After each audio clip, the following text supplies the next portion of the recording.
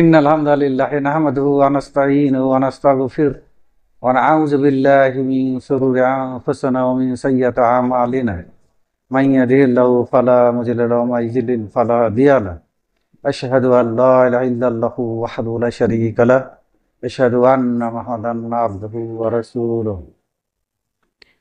يا أيها الذين آمنوا اتقوا الله حق تقاته ولا تموتن إلا وأنتم مسلمون يا أيها الناس اتقوا ربكم الذي خلقكم من نفس واحدة وخلق منها زوجها وبث منهما رجالا كثيرا ونساء واتقوا الله الذي تساءلون به والأرحام إن الله كان عليكم رقيبا يا أيها الذين آمنوا اتقوا الله وقولوا قولا سديدا يصلح لكم أعمالكم ويغفر لكم ذنوبكم ومن يطع الله ورسوله فقد فاز فوزا عظيما أما بعد فإن خير الحديث كتاب الله وخير الهدي هدي محمد صلى الله تعالى عليه وسلم وشر الأمور محدثاتها كل محدثة بدعة وكل بدعة ضلالة وكل ضلالة في النار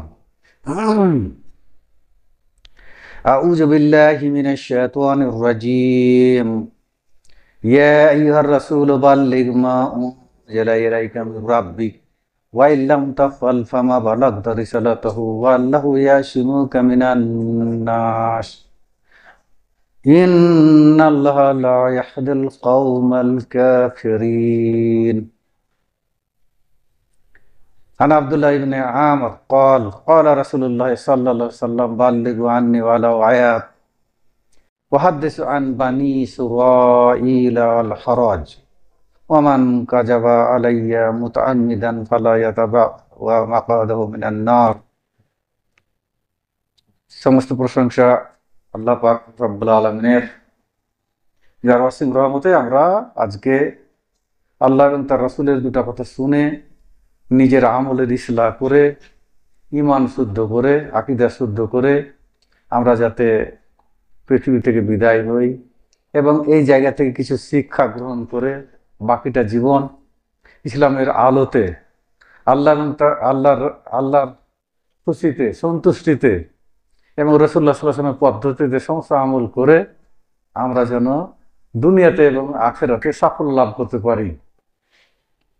আর তারপরে রহমাতুল আলামিন, বিশ্ব মানবতার মুক্তির বিচারী সাইয়্যিদুল মুরসালিন, মহানবী মহাত্মা মহাপুরুষ মুহাম্মদ রাসূলুল্লাহ সাল্লাল্লাহু আলাইহি সাল্লামের প্রতি শত শত কোটি কোটি দরুদ অবতীর্ণ হোক। আল্লাহুম্মা সাল্লি আলা ওয়া বারিক আলাইহি। আপনাদের সামনে সূরা মায়দা সূরা নম্বর 5 আয়াত নম্বর 67 পাঠ করেছি এবং পরবর্তীতে একটা সহিহ বুখারী এবং তিরমিজির হাদিস অধ্যয়ন করেছি। সেটা থেকে কিছু ব্যাখ্যা করে আমি আমার বক্তব্য শেষ করব। আমার তৌফিক ইল্লা বিল্লাহ। আল্লাহ পাক রব্বুল আলামিন তার রাসূলকে বলছেন, হে রাসূল, তুমি তোমার কাছে যা নাজেল হয়েছে, অবতীর্ণ হয়েছে, তা মানুষের কাছে পৌঁছে দাও। আর তুমি যদি তা না করো তাহলে তুমি তোমার রিসালাত পৌঁছাতে পারলে না। আর আল্লাহ তোমাকে সর্বপ্রকার মানুষের কষ্ট থেকে, বিপদ থেকে রক্ষা করবেন। নিশ্চয় আল্লাহ কাফেরদের সম্প্রদায়কে হেদায়েত দেন না। পরবর্তী যে হাদিসটা পাঠ করলাম সেটাতে আব্দুল্লাহ ইবনে আমর থেকে বর্ণিত, আল্লাহ রাসূল সাল্লাল্লাহু আলাইহি ওয়াসাল্লাম বলছেন যে তোমার কাছে যদি একটা আয়াত জানা থাকে সেটাও তুমি মানুষের কাছে সেইভাবে পৌঁছে দাও। আর বনী ইসরাঈলের কথা তুমি বর্ণনা করো, তাতে কোনো দ্বিধা নেই, কিন্তু শর্ত হচ্ছে যে আমার পক্ষ থেকে যদি কেউ মিথ্যা কথা বলে মানুষকে আকর্ষণ করার জন্য বা যে কোনো কারণে মিথ্যা কথা যদি বলে তাহলে তার থাকার জায়গা হচ্ছে জাহান্নাম। তো এই যে সতর্কীকরণ, এটা আলেমদের থেকে শুরু করে সাধারণ মানুষ সকলকেই আল্লাহর নবী সাল্লাল্লাহু আলাইহি ওয়াসাল্লাম সতর্ক করে দিলেন। এই জন্য করলেন যে আল্লাহ রাসূল সাল্লাল্লাহু আলাইহি ওয়াসাল্লাম যেটা বলেছেন মানুষকে করার জন্য সেটা ওহী থেকে বলেছেন। যেমন সূরা নাজম সূরা নম্বর 53 আয়াত নম্বর 3 এবং 4 আল্লাহ বলছেন, আউযু বিল্লাহি মিনাশ শাইতানির রাজীম ওয়া মা ইয়ানতিকু আনিল হাওয়া ইন হুয়া ইল্লা ওয়াহয়ুন ইউহা। আমার নবী নিজের মন থেকে কোনো কথা বলে না, প্রবৃত্তির বশবর্তী হয়ে কোনো কথা বলেন না, একমাত্র ওহী ছাড়া। তাহলে রাসূলুল্লাহ সাল্লাল্লাহু আলাইহি ওয়াসাল্লাম যেহেতু ওহী ভিত্তিক কথা বলেছেন, নির্দেশ দিয়েছেন, সেহেতু সেই নির্দেশকে সেই রকম করে পালন না করলে বা কথার সঙ্গে যদি কথা কিছু যুক্ত করে দেওয়া যায় তাহলে সেটাকে বলা হচ্ছে মিথ্যা, কারণ সেটা ওহী নয়, সেই জন্য এই শাস্তির কথাটা বলা হয়েছে। আর এই যে মানুষকে ভালো কাজের আদেশ দেওয়া বা খারাপ কাজ থেকে মানুষকে বিরত রাখার যে কাজটা আল্লাহর কাছে খুব পছন্দনীয় কাজ। কারণ এই জন্য পছন্দনীয় কাজ যে আদম আলাইহিস সালাম থেকে শুরু করে মুহাম্মদ সাল্লাল্লাহু আলাইহি সাল্লাম পর্যন্ত যত নবী রাসূল এসেছেন সকলের একটা কাজ ছিল, সেটা হচ্ছে মানুষকে তাওহীদের দিকে ডাকা, আল্লাহর দিকে ডাকা। আল্লাহকে যারা চিনে না, পথভ্রষ্ট মানুষ, সব নবী আম্বিয়া রসুল সবাই একই ডাক দিয়েছেন, যে ডাক আল্লাহ তাদেরকে দিতে বলেছিলেন।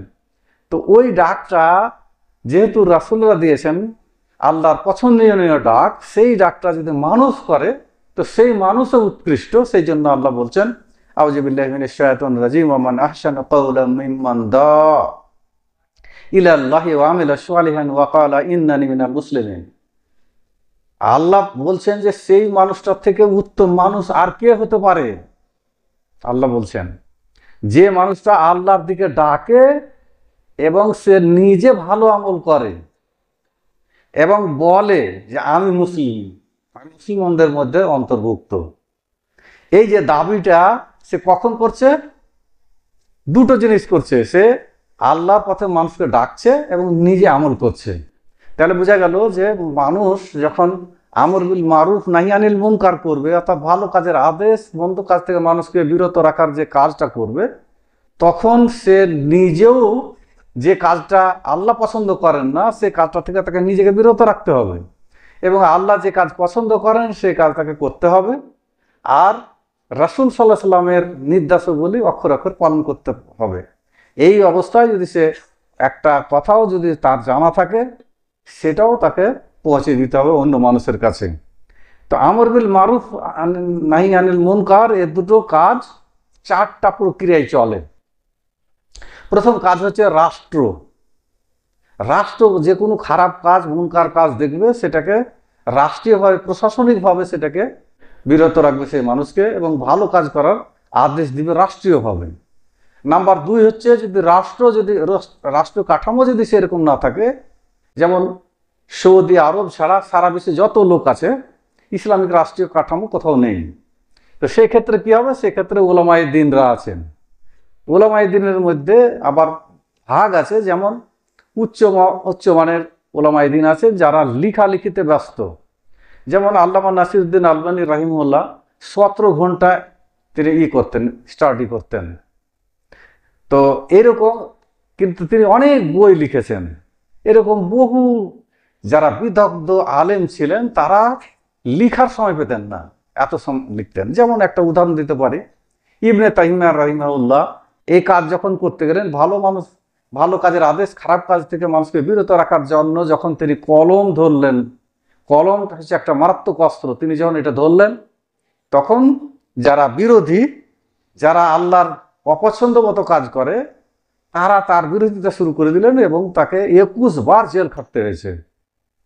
এবং তিনি এত মেধাবী সম্পন্ন ছিলেন যে একবার একটা হাদিস দেখে নিলে হুবহু অনুরূপভাবে বলে দিতে পারতেন। এবং তাকে যখন জেলে ঢুকানো হয়েছিল তখন তিনি জেলের মধ্যে বসে তার মেমোরি থেকে বই লিখেছিলেন, অর্থাৎ তার স্মৃতিশক্তি থেকে সব বই লিখেছেন। জেলের মধ্যে যখন তাকে ছাড়া হচ্ছে তখন বলা হচ্ছে যে গাড়ি নিয়ে আসতে হবে, কেন ওখানে বসে বসেও অনেক বই লিখেছেন। তো উনি যে বই লিখলেন তো ওনাকে বই পড়ার দরকার ছিল। যেমন আমাদের লাইব্রেরিতে আমরা বই না দেখলে পরে একটা কলমও লিখতে পারি না, কিন্তু উনি তার স্মৃতিতে যেটা সংরক্ষিত ছিল সেখান থেকে লিখতেন। এবং তার সম্বন্ধে বলা হয় যে হাদিস তিনি জানতেন না সেটা হাদিস নয়, তাহলে তিনি কি বড় মাপের আলেম ছিলেন। এবং আমরা জানি যে রবীন্দ্রনাথ ঠাকুরকে আমরা বলি যে রবীন্দ্রনাথ ঠাকুরের লেখা একটা মানুষ সারা জীবন পড়ে শেষ করতে পারবে না, কিন্তু রবীন্দ্রনাথ ঠাকুরের প্রায় 100 গুণ বেশি লিখেছেন ইবনে তাইমিয়া রাহিমাহুল্লাহ, এবং তিনি 53 বছর বয়স মাত্র বেশি ছিলেন। এত তিনি লিখার মধ্যে ব্যস্ত ছিলেন, এত ব্যস্ত ছিলেন যে তিনি বিবাহ করার সময় পাননি। তো তাকে যে কথাটা বলতে চাইছিলাম যে তারা লিখনির মাধ্যমে মানুষের সঙ্গে মানুষকে ভালো কাজের দিকে ডাকা এবং খারাপ কাজ থেকে মানুষকে বিরত রাখার কাজটা করেছেন। এবং এই বইগুলো পড়ার পর যারা বড় বড় ওলামায়ে দ্বীন আছেন তারা এই বইগুলো পড়ে তার নিম্ন স্তরে যা আলেম আছেন তাদের কাছ থেকে এটা করেছেন। তারপরে সাধারণ মানুষের কাছ থেকে এসছে।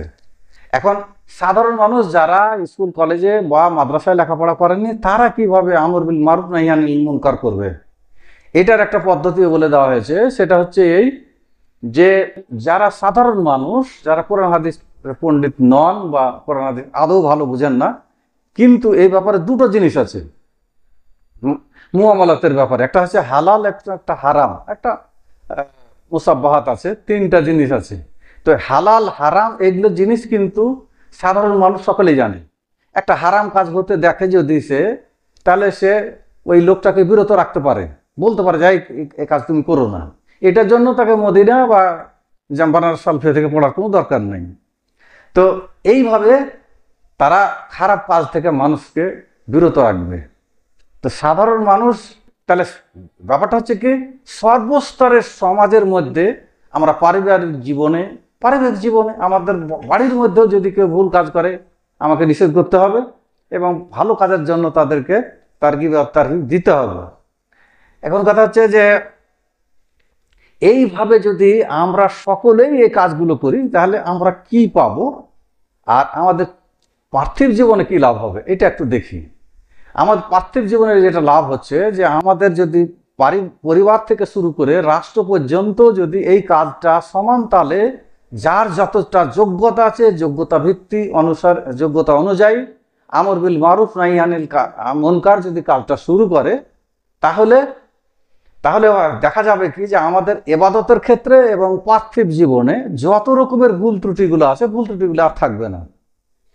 তাহলে সবাইকে এই কাজ করতে হবে। আজকে রাস্তায় আমরা যদি দেখি অনেক ছেলে ঘুরে বেড়াচ্ছে ভবঘুরের মতো, মসজিদে তাদের পাত্তা পাওয়া যায় না, খুঁজে পাওয়া যায় না। এখন আমাদের যেটা করণীয়, আমাদের ওই ছেলেগুলোকে বুঝাতে হবে এবং বলতে হবে, প্রতিদিন অন্তত হাত ধরে নিয়ে আসতে হবে। আর না হলে অন্তত যদি এটাও না পারা যায় অন্তত ওকে প্রতিদিন একবার করে বলতে হবে। আপনি যদি একবার বলেন চলো বাবু নামাজ পড়তে চলো, আর যে কাজটা করছো এখন যে কাজটা করছো এই কাজটা ঠিক না, এটা করিও না, এই কাজটা করলে আপনি সাদকার নেকি পেয়ে যাচ্ছেন।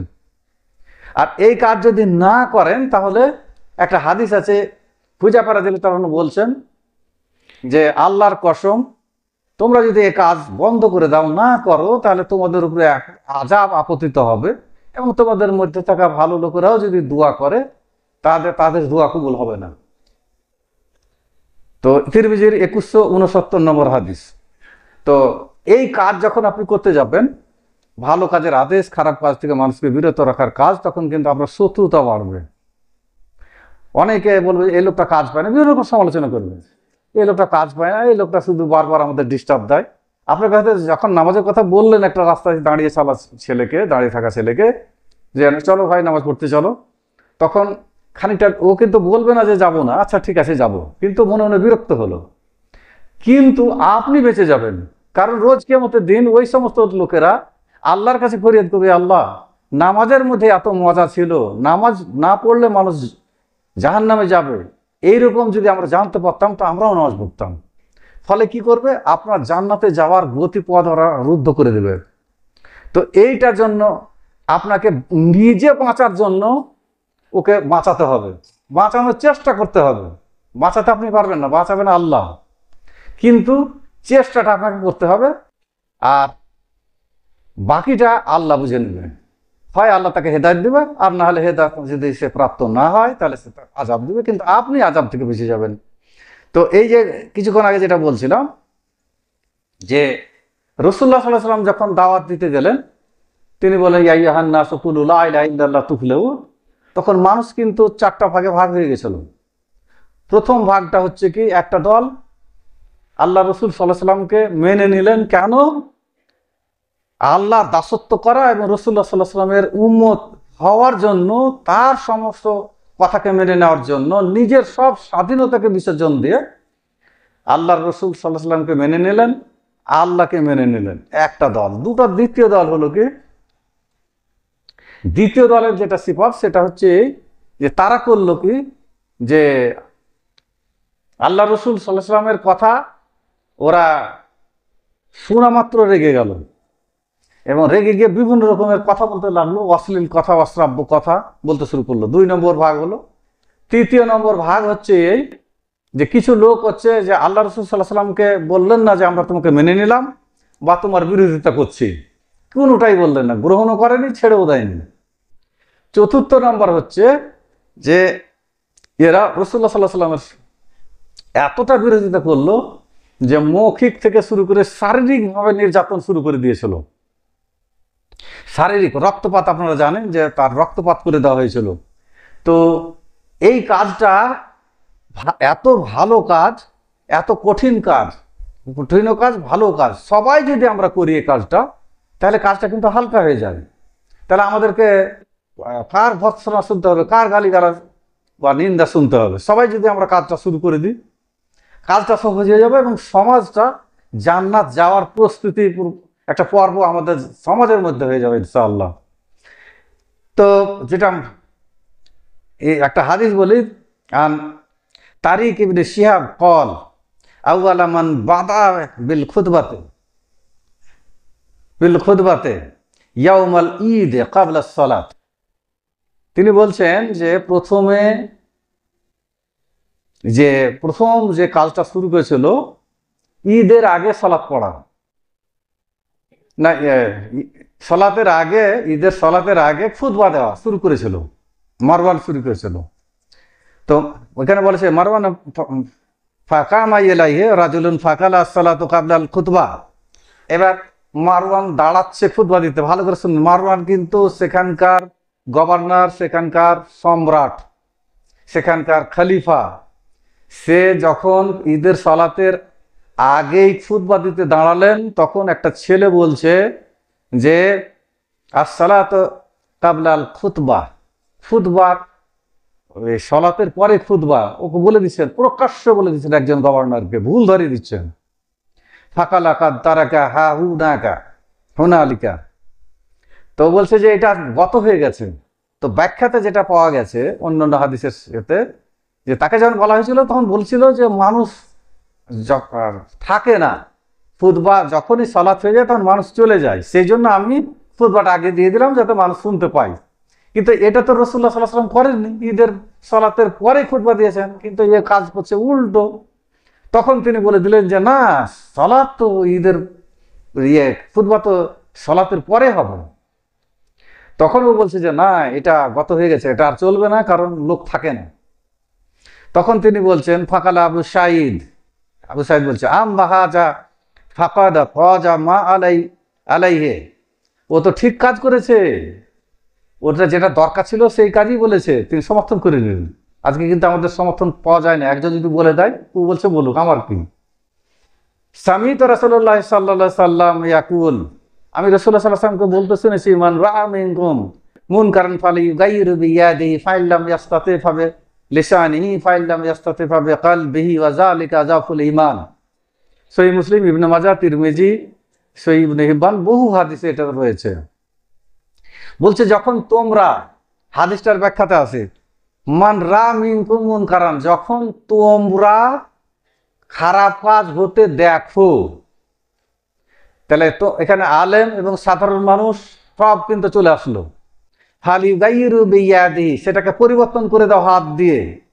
তার মানে সেটাকে আর ওটাকে চলতে দেওয়া যাবে না যদি খারাপ কাজ হয়। এবারে বলছেন যে ফাইল্লাম ইয়াস্তাতি, যদি সেটা না পারো তো ফাবি লিসানি, তাহলে তাকে মুখ দিয়ে পরিবর্তন করো। আর যদি সেটা না হয় ফাইল্লাম ইয়াস্তাতি ফাবি কলবি, তাহলে অন্তর দিয়ে করো। ওয়া যালিকা আযাফুল ঈমান, এটা সবচেয়ে ঈমানের নিম্ন স্তর। এখন এই যে শেষে যেটা বলা হলো যে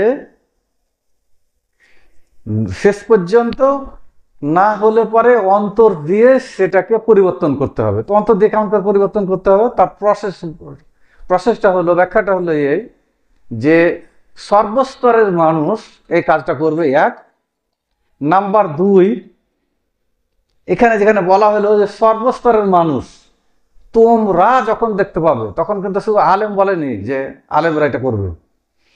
এইবার যদি হাত দিয়ে সম্ভব না হয়, তাহলে মুখ দিয়ে বলতে হবে ভাই এই কাজটা করো না।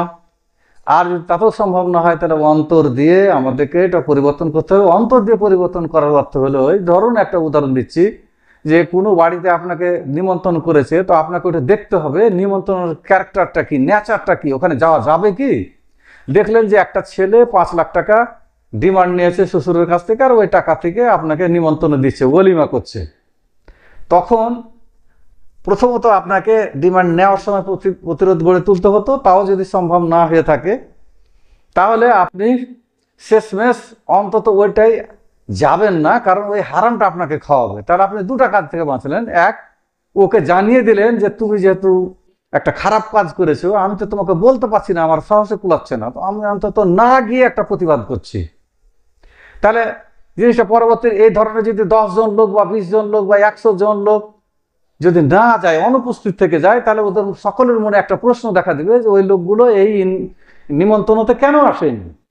তখন ওরা জানতে পারবে যে এই জন্য আসেনি যে এখানে 5 লাখ টাকা ডিমান্ড নেওয়া হয়েছিল আর ওই টাকা দিয়েই ওলিমা করেছে। এখন যদি বলে যে না, ও নিজের টাকা দিয়ে করেছে, তাও যাওয়া যাবে না, এই কারণে ও একটা খারাপ কাজ কেন করেছে। তো এইভাবে আমরা না গিয়ে পরিবর্তন করব। 1 নাম্বার 2 হচ্ছে ওর জন্য নিভৃতে একটু দোয়া করতে হবে। এইটুকু আপনার দায়িত্ব। এইটুকু করলে পরে রাসূলুল্লাহ সাল্লাল্লাহু আলাইহি ওয়াসাল্লাম বলছে তাহলে ওর ইমানটা সব চাইতে দুর্বল ইমান। তো এই আমরা একটু ভাবনা চিন্তা করে দেখি যে আমাদের এই দুর্বল ইমানটুকু কি আছে। প্রত্যেকটা হাদিস কিন্তু থার্মোমিটার। আপনি আপনার বগলে লাগিয়ে দেখুন, ইমানের বগলে, যে আপনার এই থার্মোমিটারের পারদটা কোথায় উঠছে। তাহলে বোঝা যাচ্ছে আপনার ইমানটা দুর্বল আছে কি না আদৌ। দুর্বল থাকলেও আপনি জান্নাত যেতে পারবেন টেনে টুনে। তো এইভাবে আমরা ভুলগুলো করি। তাহলে মুআমালাতের ক্ষেত্রে সাধারণ লোক মানুষ এগুলো করতে পারছে। আর ইবাদতের ক্ষেত্রে যেগুলো হয়, ইবাদতের ক্ষেত্রে আলেমরা এটা আমাদের পরিবর্তন করবেন। যেমন ইবাদতের ক্ষেত্রে কি কি ভুল হয় আমাদের মধ্যে, কুফুর থাকে, নিফাক থাকে, শিরক থাকে, বেদাত থাকে, আর কিছু প্রচলিত কোনো কাজ থাকে যেটা কোরআন হাদিসে কোথাও নেই, কিন্তু আমরা চলে আসছে ইসলামের নামে। এই ভুলগুলো তারা সংশোধন করবে। কিরকম ভাবে সেটা একটু বর্ণনা করে দিচ্ছি। রাসূলুল্লাহ সাল্লাল্লাহু আলাইহি ওয়াসাল্লাম কিভাবে করেছিলেন। রাসূলুল্লাহ সাল্লাল্লাহু আলাইহি ওয়াসাল্লাম একটা ঘটনা বলছি। আব্দুল্লাহ ইবনে আব্বাস রাদিয়াল্লাহু তাআলা আনহু বলছেন, আমার খালা মাইমুনার ঘরে আমি ছিলাম। তো রাসূলুল্লাহ সাল্লাল্লাহু আলাইহি ওয়াসাল্লামকে দেখলাম, তিনি রাত্রে উঠলেন, ওযু করলেন মশকের জল থেকে, মেশক করলেন, জল থেকে ওযু করলেন, ওযু করে নামাজে দাঁড়িয়ে গেলেন। আমিও কিন্তু তার বাম দিকে দাঁড়িয়ে গেলাম। কথাটা ভালো করে, কোন দিকে দাঁড়ানো উচিত ছিল? ডান দিকে দাঁড়ানো উচিত ছিল, কিন্তু বাম দিকে দাঁড়িয়ে গেছে। রাসূলুল্লাহ সাল্লাল্লাহু আলাইহি ওয়াসাল্লাম তখন তার কানটা ধরে এরকম করে তার ধরে নিয়ে এসে তার ডান দিকে দাঁড় করিয়ে দিলেন। তাহলে এতটা রাস্তা তাকে টানতে টানতে নিয়ে গেলেন, নিয়ে গিয়ে সংশোধন করে দিলেন। তো এক্ষেত্রে আমাদের যদি কেউ করে তো রেগে যাবে, হ্যাঁ নামাজ ডিস্টার্ব দিচ্ছি, এটা তো পরেও বলতে পারতিস। কিন্তু পরে বললে ওদের নামাজটা যে হলো না, এটুকু হেঁটে গিয়ে তাকে টেনে নিয়ে গিয়ে যাওয়ার পরে কিন্তু নামাজটা হবে। কিন্তু যদি ওই কাজটা না করে তার নামাজটাই তো হবে না, কারণ প্রসেস ভুল করেছে। নাম্বার 2, আব্দুল্লাহ ইবনে উমর রাদিয়াল্লাহু তাআলা একদিন দেখছেন যে একটা লোক যেমন এখানে দুটো থাম আছে, থামের মধ্যখানে দাঁড়িয়ে নামাজ পড়ছে, সামনে কোনো সূত্রা নেই। উমর ফারুক রাদিয়াল্লাহু তাআলা ওই লোকটাকে পিছন থেকে ধরে নিয়ে গিয়ে টানতে টানতে নিয়ে গিয়ে এই খাম্বার সামনে, থামের সামনে দাঁড় করে দিলেন, দিয়ে বললেন সল্লি আলাইহা, এখানে নামাজ পড়ো। তো ওই লোকটা তো নামাজ পড়ছিল, ওকে ধরে নিয়ে গিয়ে নামাজের অবস্থায়, ইবাদতের অবস্থায় তাকে সংশোধন করে দিলেন। কারণটা হচ্ছে যদি সংশোধন না করে দেয় তাহলে তার নামাজটাই হবে না। তো এরকম অনেক ঘটনা আছে। তো সময় সংকীর্ণ আছে, তবুও বলছি আরেকটা এরকম একটা ঘটনা আছে, হাদিসটা বলি। সেটা হচ্ছে যে রাসূলুল্লাহ সাল্লাল্লাহু আলাইহি ওয়াসাল্লাম একদিন মসজিদের কবরে এক কোণে বসে অপেক্ষা করছিলেন, কোনো কারণে বসেছিলেন। একজন লোক এসে নামাজ পড়লো। নামাজ পড়ার পরে রাসূলুল্লাহ সাল্লাল্লাহু আলাইহি ওয়াসাল্লামকে সালাম দিলেন। রাসূলুল্লাহ সাল্লাল্লাহু আলাইহি ওয়াসাল্লাম সালাম জবাব দেওয়ার পর বললেন যে ইজি ফাসাল্লি ফাইন্নাকা লাম তুসাল্লি, তুমি যাও নামাজ পড়ো, তুমি নামাজ পড়োনি। এখানে প্রশ্নটা দেখুন, রাসূলুল্লাহ সাল্লাল্লাহু আলাইহি ওয়াসাল্লাম বলছে তুমি নামাজ পড়োনি, তোমার নামাজে কিছুটা ভুল ছিল, সেটা সংশোধন করে দিই, এটাও বলতে পারতেন। কিন্তু রাসূলুল্লাহ সাল্লাল্লাহু আলাইহি ওয়াসাল্লাম তুমি যাও নামাজ পড়ো, তুমি নামাজ পড়ো, তুমি নামাজ পড়োই। তারপরে নামাজ আনতে এবার রাসূলুল্লাহ সাল্লাল্লাহু আলাইহি ওয়াসাল্লামের কথা অনুযায়ী সে আবার নামাজ পড়লো। আবার 3 বার পড়ার পর বলছে, আল্লাহ রসুল সাল্লাল্লাহু আলাইহি ওয়াসাল্লাম, এর থেকে আমি ভালো জানি না, আমাকে শিখিয়ে দিন। আর রাসূলুল্লাহ সাল্লাল্লাহু আলাইহি ওয়াসাল্লাম এটাই অপেক্ষা করছিলেন। 3 বার তাকে কেন খাটালেন? আমরা এখানে অনেকে মাস্টার মশাইরা আছেন, বিএড করেছেন। তো বিএডের একটা শিক্ষণ পদ্ধতি আছে যে তাকে এমনভাবে করে দেওয়া হলো, 3 বার তাকে যে বললো তুমি নামাজ পড়ো, নামাজ পড়ো, 3 বার বললেন। তাতে ও 3 বার পড়লো, চেষ্টা করলো। এরপরে যখন তিনি তাকে প্রাণপণ চেষ্টা করেছেন শুদ্ধ করে নামাজ পড়ার, কিন্তু তার পক্ষে সম্ভব হয়নি। রাসূলুল্লাহ সাল্লাল্লাহু আলাইহি ওয়াসাল্লাম তখন এইবার বলছেন যে এইভাবে তুমি সুস্থতার সঙ্গে তাকবীর দাও, তারপর যে সমস্ত শুদ্ধ নিয়মগুলো আছে সেগুলো তিনি বলে দিলেন। তো এর দৃষ্টি আছে সহিহ বুখারী 757, 793, 6251, 6252, 6667, মুসলিমে 397, বহু হাদিসে ঘটনাটা এসছে। তারপরে আর একটা ঘটনা এসছে যেটা, যে রাসূলুল্লাহ সাল্লাল্লাহু আলাইহি ওয়াসাল্লাম একটা রাস্তা দিয়ে যাচ্ছিলেন, কিছু সাহাবী বসেছিলেন এবং একজন হাতে একটা আংটি ছিল, সোনার আংটি। তো রাসূলুল্লাহ সাল্লাল্লাহু আলাইহি ওয়াসাল্লাম ওই আংটিটা, ওই বলে, আরে তোমরা আগুনকে, জাহান্নামের আগুন তুমি পড়ে আছো।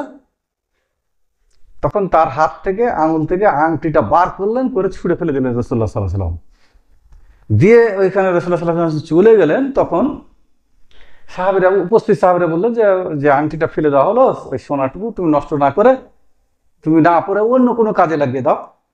ও বলছে, লা ওয়াল্লাহি লা আখুযু আবাদান ওয়াকাদ তারাহু রাসূলুল্লাহ সাল্লাল্লাহু আলাইহি ওয়াসাল্লাম, যেটা রাসূলুল্লাহ সাল্লাল্লাহু আলাইহি ওয়াসাল্লাম ছুঁড়ে ফেলে দিয়েছেন, ওটা আমি কখনো নেব না, আল্লাহর কসম। তো তো এই যে কথাটা, দুটো জিনিস এখানে আছে। এক, রাসূলুল্লাহ সাল্লাল্লাহু আলাইহি ওয়াসাল্লাম হাত দিয়ে করলেন, মুখ দিয়ে বললেন, অন্তর দিয়ে বললেন, তিনটাই কিন্তু অ্যাক্টিভ ছিল রাসূলুল্লাহ সাল্লাল্লাহু আলাইহি ওয়াসাল্লামের। তারপরে সেই সাহাবী কেমন, যে রাসূলুল্লাহ সাল্লাল্লাহু আলাইহি ওয়াসাল্লাম যখন হাত থেকে আমার ছুঁড়ে ফেলে দিয়েছেন, ওই সোনা আমি বলা কি, তাদের ইতাআত ছিল রাসূলুল্লাহ সাল্লাল্লাহু আলাইহি ওয়াসাল্লামের প্রতি, কত অগাধ একটা বিশ্বাস ছিল যে রাসূলুল্লাহ সাল্লাল্লাহু আলাইহি ওয়াসাল্লাম ছেড়ে দিয়েছে আর আমি নিয়ে নেব, অন্য কাজে লাগালে জায়েজ ছিল। আজকে দেখুন না, আমরা যখন দুটো জিনিস আসবে পরপর, যে একটা সুন্নাত একটা জায়েজ, আমরা সবসময় কিন্তু জায়েজের দিকে চলে যাব, সুন্নাত ছাড়া।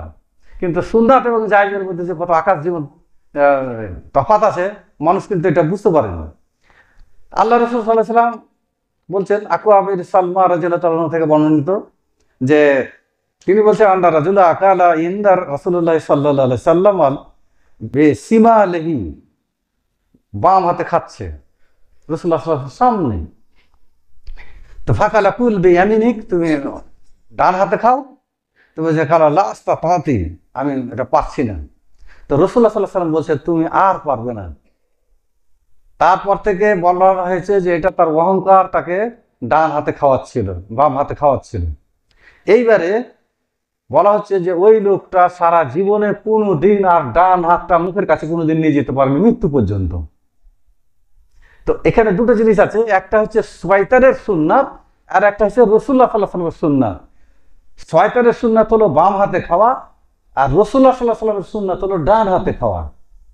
এখন যদি কেউ শয়তানের সুন্নাত পালন করে, যেহেতু শয়তানকে লানত দিয়েছে আল্লাহ পাক রব্বুল আলামিন, এটা আমরা সবাই জানি, সেই রকম লানত রাসূলুল্লাহ সাল্লাল্লাহু আলাইহি ওয়াসাল্লাম শয়তানের সুন্নাত অনুসরণকারী ব্যক্তিকে লানত দিলেন রাসূলুল্লাহ সাল্লাল্লাহু আলাইহি ওয়াসাল্লাম। তাহলে এখন যদি আমরা কেউ এখনো পর্যন্ত যদি কেউ এটা না সংশোধন করে নি, বাম হাতে খায়, তাহলে ওই লানত কিন্তু আমার থাকছে যে রাসূলুল্লাহ সাল্লাল্লাহু আলাইহি ওয়াসাল্লামের একটা সুন্নাতকে সরাসরি অবহেলা করার জন্য দুনিয়াতে তার শাস্তি হচ্ছে যে সে কোনোদিন জীবনে তার হাতটাকে বা ডান হাতটাকে মুখের কাছে নিয়ে যেতে পারেনি। এই হাদিসটা সহিহ মুসলিমের 2021 নম্বর হাদিস আছে। আর একটা হাদিস আছে, সেটা হচ্ছে এই যে আবু সাঈদ খুদরি রাদিয়াল্লাহু তাআলা একদিন নামাজ পড়ছিলেন। নামাজ পড়া অবস্থায় একজন ছেলে তার সামনে দিয়ে যাচ্ছে, সে সূত্রা দিয়েছে, তারপর সূত্রার মধ্যে দিয়ে যাচ্ছে। তাকে অনেক রকম বাধা দেওয়া সত্ত্বেও তাকে কাউকে দেখলো যে না, যাচ্ছে না, ওখান দিয়েই যাবো। যখন গেল তখন তার বুকে একটা খুব জোরে ধাক্কা দিল। প্রথমে যে ধাক্কাটা দিয়েছিল, দ্বিতীয়বারে ধাক্কাটা খুব জোরে দিল। ও তখন আবার চলে গেল মারওয়ানের কাছে, গিয়ে বলল যে এরকম আমার উপরে আবু সাইদ খুদরি রাদিয়াল্লাহু তাআলা আমার উপর অন্যায় করেছে। জুমার দিন সূত্রা সামনে করে নামাজ পড়ছিলেন। তো যাই হোক, তখন আবু সাইদ খুদরি তার পিছনে পিছনে চলে গেলেন, গিয়ে রাসূলুল্লাহ মারওয়ানের কাছে গেল। মারওয়ান বলছে, কি ব্যাপার, তোমার ভাতিজা কি কমপ্লেন করছে, তুমি নাকি একে ধাক্কা দিয়েছিলে? তখন তিনি বলছেন যে, না শুনো, আমি রাসূলুল্লাহ সাল্লাল্লাহু আলাইহি ওয়াসাল্লামকে বলতে শুনেছি যে সূত্রার মধ্য দিয়ে যদি কেউ যায় তার সঙ্গে তোমরা জিহাদ করো, তার সঙ্গে লড়াই করো, কারণ সে হচ্ছে শয়তান। সহিহ বুখারীর 509 হাদিস নম্বর। তো সাহাবীরা এইভাবে মানে প্রত্যক্ষভাবে সামনাসামনি তাৎক্ষণিকভাবে নামাজরত অবস্থায় তার বুকে ধাক্কা দিচ্ছে। কারণ তিনি বলছেন যে আমার রাসূল বলেছেন যে সূত্রের মধ্যে দিয়ে যদি কেউ যায় তো তাকে আঘাত করো। তাহলে নামাজরত অবস্থায় কোনো মানে সামনে দিয়ে সূত্রের মধ্য দিয়ে যদি কেউ যায় তো আল্লাহ রাসূল সাল্লাল্লাহু আলাইহি ওয়াসাল্লাম বলছেন ওটা শয়তান, এবং শয়তানকে ধাক্কা মারো। তো আবু সাইদ খুদরি রাদিয়াল্লাহু তাআলা কাকে ধাক্কা মেরেছিল? শয়তানকে ধাক্কা মেরেছিল। কারণ তখন পর্যন্ত যতক্ষণ ও পার হচ্ছিল ওই সূত্রের মধ্যে দিয়ে, ততক্ষণ কিন্তু সে শয়তান ছিল। সেই জন্য কোনো নামাজের সামনে দিয়ে যাওয়াটা খুব মুশকিল ব্যাপার, একটু সাবধান করতে হবে যে কেউ যেন কোনো সূত্রা কারো ভঙ্গ কোনো ক্রমে না হয়। কারণ রাসূলুল্লাহ সাল্লাল্লাহু আলাইহি ওয়াসাল্লাম এই ব্যাপারে খুব কঠোরতা অবলম্বন করেছেন। তো একজন আব্দুল্লাহ ইবনে আমর রাদিয়াল্লাহু তাআলা আনহু একটা জাফরান রঙের একটা কাপড় পরেছিলেন। তো রাসূলুল্লাহ সাল্লাল্লাহু আলাইহি ওয়াসাল্লাম বললেন যে তোমরা কাপড়টা এটা তুমি করে দাও, ফেলে দাও, কারণ এই কাপড়টা বলছে ইন্না হাযা সিয়াবিল কুফফার সালা তালবিসহা, এটা তুমি পরিও না, এটা কাফেরদের। তখন তিনি ওটাকে বাড়ি গিয়ে তখনই রাসূলুল্লাহ সাল্লাল্লাহু আলাইহি ওয়াসাল্লাম খুলে বাড়ি গিয়ে তিনি ওটাকে পুড়িয়ে দিলেন। পরবর্তীতে একটা এই হাদিসের একটা সংযোজন মানে ব্যাখ্যা স্বরূপ বলা হয়েছে, তাকে বলা হয়েছে যে তুমি এটা না পুড়িয়ে মেয়েদেরকে দিতে পারতে, তারপর মেয়েরা ওটা করতে পারে কিন্তু পুরুষরা পারবে না। যেমন সোনা পুরুষদের জন্য হারাম, মহিলারা করতে পারে, তাদের জন্য জায়েজ আছে। তো এরকম ঘটনা ঘটেছে। তো এবারে যে হাদিসটা বলতে চাচ্ছি সেটা হচ্ছে যে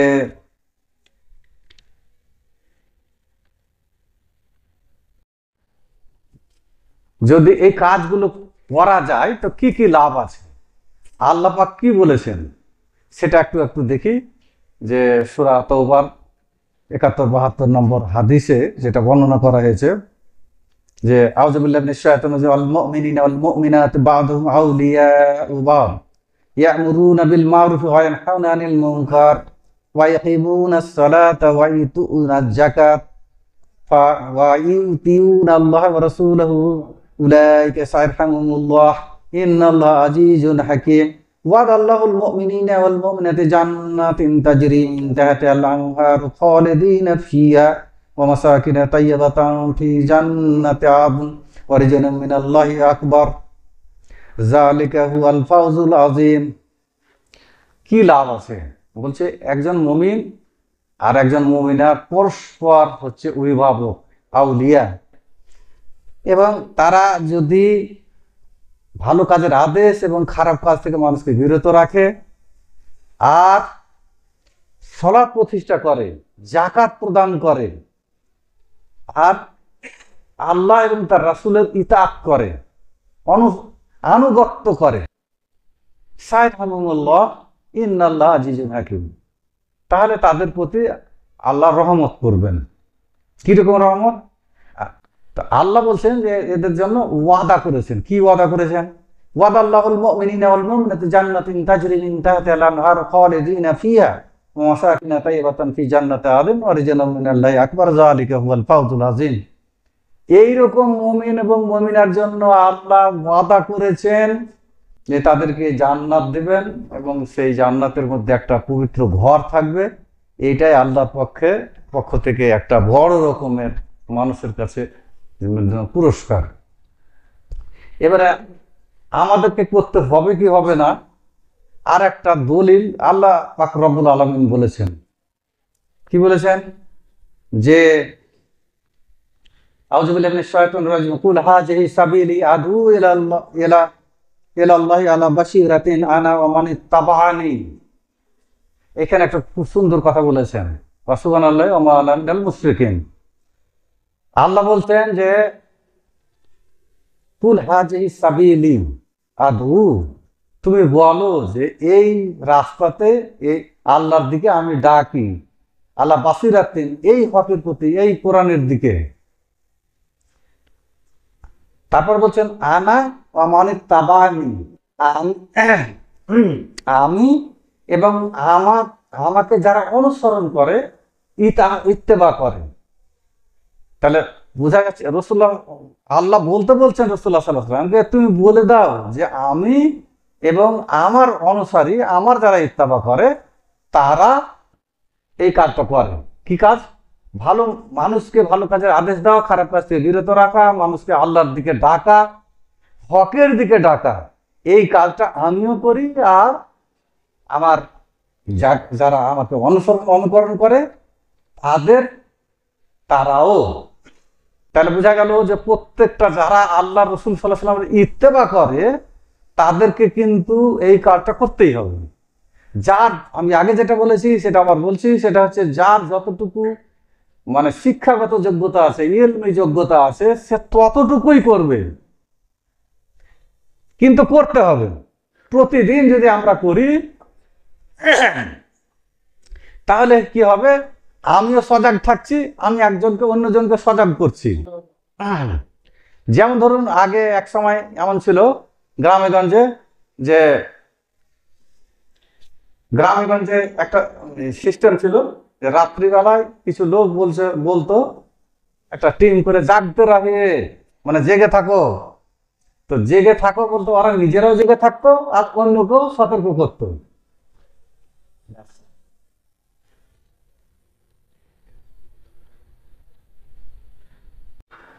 এখন শেষ হলো, তো আপনি রেডি চলে আসেন।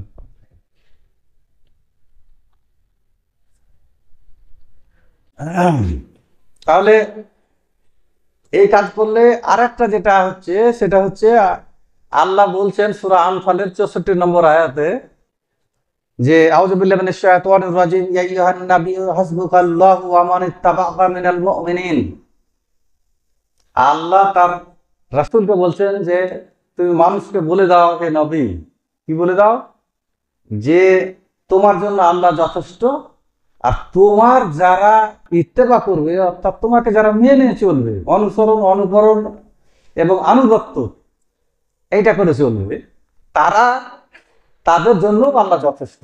তাহলে আল্লাহ কাদের জন্য নিরাপত্তা ঘোষণা করেছেন? এক, নবী। নাম্বার 2, নবী সাল্লাল্লাহু আলাইহি ওয়াসাল্লামের যারা ইত্তেবা করেছে আর ইতাআত করেছে। তাহলে বাংলাতে 3টা জিনিস আসছে। রাসূলুল্লাহ সাল্লাল্লাহু আলাইহি ওয়াসাল্লামের করতে হবে কি? আনুগত্য, অনুসরণ, অনুকরণ। এই 3টা জিনিস করতে হবে। কোরআন মাজিদের করতে হবে কি? কোরআন মাজিদের শুধু ইত্তেবা, আর ইতাআত হবে আল্লাহর এবং ইতাআত হবে রাসূলের। এই জিনিসগুলো একটু মানে মাথায় রাখতে হবে। আনুগত্য হবে আল্লাহর এবং তার রাসূলের, আর ইত্তেবা হবে শুধু কোরআন মাজিদের, আর রাসূলের ইত্তেবা হবে, ইতাআতও হবে। আল্লাহর ইত্তেবা হবে না, আর কোরআন মাজিদের ইতাআত হবে না। কথাটা বুঝতে পারছেন? ক্লিয়ার হচ্ছে কি? আল্লাহর রাসূলের ইতাআত করতে হবে, ইত্তেবা করতে হবে। কোরআন মাজিদের ইত্তেবা আর আল্লাহর ইতাআত। আল্লাহর ইত্তেবা হবে না, আর কোরআন মাজিদের ইতাআত হবে না। শুধু ইতাআত এবং ইত্তেবা একসঙ্গে হবে রাসূলুল্লাহ সাল্লাল্লাহু আলাইহি ওয়াসাল্লামের। এই যদি ইত্তেবা থাকে তাহলে তাদের জন্য নিরাপত্তা আছে। তারপরে আরেকটা যেটা বলা হয়েছে ইত্তেবা সম্পর্কে, সেটা হচ্ছে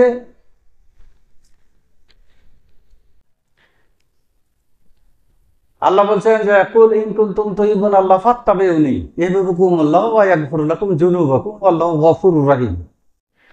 সূরা আলে ইমরানের 31 নম্বর আয়াতে আল্লাহ বলছেন যে তোমরা যদি আল্লাহকে ভালোবাসতে চাও তাহলে আমার ইত্তেবা করো, এই কথাটা মানুষকে বলে দাও। তাহলে রাসূলুল্লাহ সাল্লাল্লাহু আলাইহি ওয়াসাল্লামের ইত্তেবা আমি করব, তাতে আমার আল্লাহকে ভালোবাসা হয়ে যাবে। তার মানে বোঝা গেল যে আল্লাহকে ভালোবাসতে যদি হয় তাহলে রাসূলুল্লাহ সাল্লাল্লাহু আলাইহি ওয়াসাল্লামের ইত্তেবা করতে হবে। এটা শর্ত যে আল্লাহকে ভালোবাসতে হলে রাসূলুল্লাহ সাল্লাল্লাহু আলাইহি ওয়াসাল্লাম ইত্তেবা করতে হবে। আর ইত্তেবা যদি আমি করি তাহলে আমি আল্লাহর রহমত পাবো, কেন আল্লাহ তখন আমাকে ভালোবাসে, আমার রহমত আমাকে ক্ষমা করবেন। তো এই জিনিস যদি, এই কাজটা খুব সুন্দর কাজ, তো আমাদের মধ্যে যদি আমরা কেউ ভালো কাজের আদেশ এবং ঠিক আছে ডেকে নেন। তো আমরা যেটা বক্তব্য, আমার শেষ একটা উপদেশমূলক একটা কথা বলছি, সেটা হচ্ছে এই যে তাবলীগ অর্থাৎ দাওয়াত তাবলীগের কাজ, এটা যদি সাহাবা একরাম না করতেন, সাহাবা একরাম যদি এই কাজটা না করতেন তা আমরা ইসলাম পেতাম না। ভারতবর্ষে প্রথম অনেক সাহাবী এসেছেন, তারা যেমন একটা উদাহরণ দিয়ে আমি শুধু শেষ করে দিচ্ছি, 1 মিনিট পাওয়া যাবে? 1 মিনিট শেষ করে দিচ্ছি। মালিক বিন দিনার কেরালাতে এসেছিলেন, আসার পর ওখানকার যে রাজা আছে চেরুপল, সে কিন্তু ধর্মে হিন্দু। তাকে যখন রাসূলুল্লাহ সাল্লাল্লাহু আলাইহি ওয়াসাল্লামের সম্বন্ধে, তার চরিত্র, তার ব্যক্তিগত জীবন আদর্শ যখন তুলে ধরা হলো, তখন তিনি আকৃষ্ট হয়ে গেলেন যে তোমাদের রাসূল এত ভালো, ভাষা আলাদা কিন্তু কত কষ্ট করে তাকে বুঝাতে হয়েছে। তারপরে এবার তিনি বললেন ঠিক আছে, তোমার রাসূলকে আমি দেখতে যাব।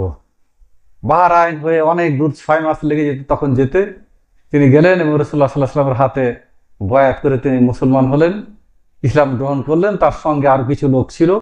তিনি যখন ফিরলেন, ফিরার পথে বাহরাইনের মধ্য রাস্তায় আসার পর তিনি প্লেগ রোগে আক্রান্ত হয়ে মারা গেলেন। মারা যাওয়ার প্রাককালে তার যারা উজির ছিল, মন্ত্রী ছিল, তাদেরকে নির্দেশ দিয়ে দিল যে মালিক বিন দিনার তোমাদের সঙ্গে যাচ্ছে, তোমরা মালিক বিন দিনারের নির্দেশ মতো কেরালাতে 10টা মসজিদ তৈরি করে দেবেন। তো একটা মসজিদ এখনো আছে, এবং মালিক বিন দিনারের ওই মসজিদ যে স্ট্রাকচারটা তিনি করে দিয়েছিলেন, যে এটা ইনফ্রাস্ট্রাকচারটা, ওইটা এখনো আছে। মসজিদটা নতুন করে তৈরি হয়েছে, তাও কিন্তু তাদেরকে বলে দেওয়া আছে ইঞ্জিনিয়ারকে যে এইভাবে কিন্তু তোমরা প্ল্যানটা করে দেবে। ওই মসজিদ এখনো আছে। তো আমি কথাটা বলতে চাইছিলাম যে ভারতবর্ষের প্রথম মসজিদ একজন হিন্দু রাজা করেছেন, আর তিনি সহজে একজনের কথা শুনে আকৃষ্ট হয়ে গেলেন। আমরা তো রাত দিন মসজিদে খুতবা হচ্ছে, ইমাম সাহেবরা চিৎকার করে করে গলা ফাটাচ্ছেন, তো আমরা রাসূলুল্লাহ সাল্লাল্লাহু আলাইহি ওয়াসাল্লামের কথার প্রতি আকর্ষণ কেন অনুভব করছি না? আমাদের কি হয়ে গেছে? তার একটা যেটা কারণ হচ্ছে আমাদের হচ্ছে দুনিয়া প্রীতি। এতটা দুনিয়াকে ভালোবেসে ফেলেছি, একদিকে দুনিয়ার ভালোবাসা, একদিকে রসুলের ভালোবাসা, রাসূলুল্লাহ সাল্লাল্লাহু আলাইহি ওয়াসাল্লামের প্রতি ভালোবাসা, আল্লাহর প্রতি ভালোবাসা, এই দুটার মধ্যে একটা সংঘাত। এই সংঘাতে কিন্তু দুনিয়া জয়ী হয়ে গেছে। যখন দুনিয়া জয়ী হয়ে গেছে তখন আমরা কিন্তু দিন থেকে বিচ্ছিন্ন হয়ে যাচ্ছি। এটা হচ্ছে আমাদের দিন থেকে বিচ্ছিন্ন হয়ে যাওয়ার একটা কারণ। কারণ আমরা যখন দিনের জন্য মানুষকে ডাকি তখন কিন্তু কেউ সময় দেয় না, ভাই আমাদের শোনার অতটা টাইম নেই। তো সেই জন্য বলছি যে রাসূলুল্লাহ সাল্লাল্লাহু আলাইহি ওয়াসাল্লাম বলছেন যে তোমরা এতটুকু খাও যাতে কোমরটা সোজা থাকে। তো কোমরটা সোজা করার জন্য রাত দিন খাটতে হবে। কোটি কোটি টাকার মালিক হয়েছে, তাও আর মাথা থেকে টাকার ভূত নামছে না। বুঝতে পারছেন? তো এই হচ্ছে কথা, যে দুনিয়াতে কি এগুলো আমরা করব, আখিরাতের জন্য আমরা ব্যবস্থা করি। সাহাবীরা সর্বস্ব আল্লাহর জন্য দান করে দিয়েছেন। তো এখন আপনাদের আমার বক্তব্য আমি এখন শেষ করছি। এখন আমাদের মাওলানা সাহেব আসছেন, কিছু লোককে সম্বর্ধনা দিবেন। তারপরে আমাদের প্রধান অতিথি, তিনি মদিনা থেকে এসেছেন, বেশ এই বছর 1-1.5 হলো। মদিনাতে তিনি আকীদার উপরে পিএইচডি করেছেন, ওখানে দাওয়াত তাবলীগের কাজ ওখানেই করছিলেন, এখন এসেছেন। তো উনি আপনাদের সামনে আসবেন। আল্লাহ ওনারও হায়াত দারাজ করুক ইমানের সঙ্গে, আমরাও তার জন্য বক্তব্য শুনে উপকৃত হই। আর মনোযোগ সহকারে শুনবেন, কারণ আকীদার দিক থেকে আমরা কিন্তু অনেক দুর্বল। আল্লাহ আমাদের এই সমস্ত আকীদা, ঈমান এবং আল্লাহর প্রতি মহব্বত, রাসূলের প্রতি মহব্বত, কিতাব ইত্তেবা এগুলো করার জন্য আল্লাহ আমাদেরকে তৌফিক দান করেন, আল্লাহুম্মা আমিন। আর আমরা যেন শুদ্ধ আমিন ঈমান এবং আকীদা আমাদের সলিহাত নিয়ে দুনিয়া থেকে বিদায় হতে পারি। আল্লাহ তুমি আমাদেরকে কবুল করো।